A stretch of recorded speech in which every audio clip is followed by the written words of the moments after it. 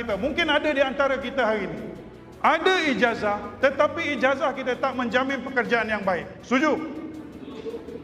Ada 1.65 juta anak-anak kita, budak-budak pandai, STPM for flat 3.8, 3.9, masuk universiti, keluar daripada universiti tak ada kerja. Sebab apa?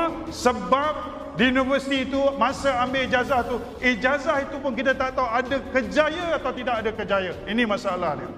Sebab itu ada 1.65 juta ada ijazah dipanggil underemployment. Itu ramai anak-anak kita. Majoriti siapa? Anak orang Melayu miskin, anak orang Cina miskin, India miskin. Itu yang buat Grab Food, Food Panda semua. Bukan nak pandang hina, kesian tak? Yang terbaru pula ada syarikat dilantik untuk kutip hutang dan di-charge pula kepada pinjaman kita 15% pula lagi untuk charge mengutip hutang daripada anak-anak kita yang sudah susah ini. Ini sedang berlaku. Inikah kerajaan yang kata kalau kita menang, kita hapuskan PTPTN?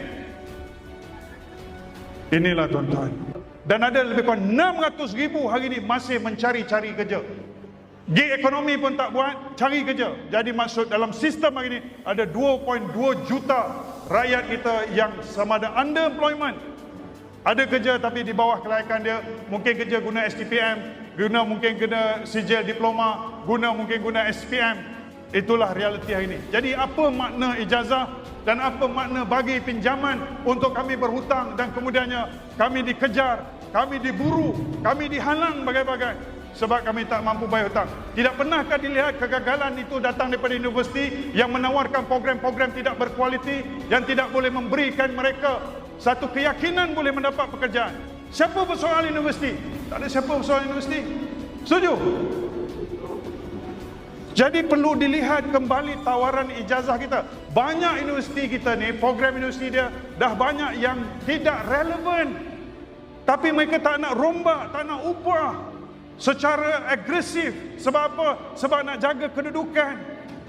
Sebab tak nak melakukan rombakan besar. Di China, 12,000 program Arts and Humanities dimansuhkan, diganti dengan berteraskan keperluan dunia hari ini, iaitu AI dan juga high-tech dan seumpamanya. Hari ini di China, sebab itu China hari ini, tuan-tuan tengok sangat ke depan dalam teknologi.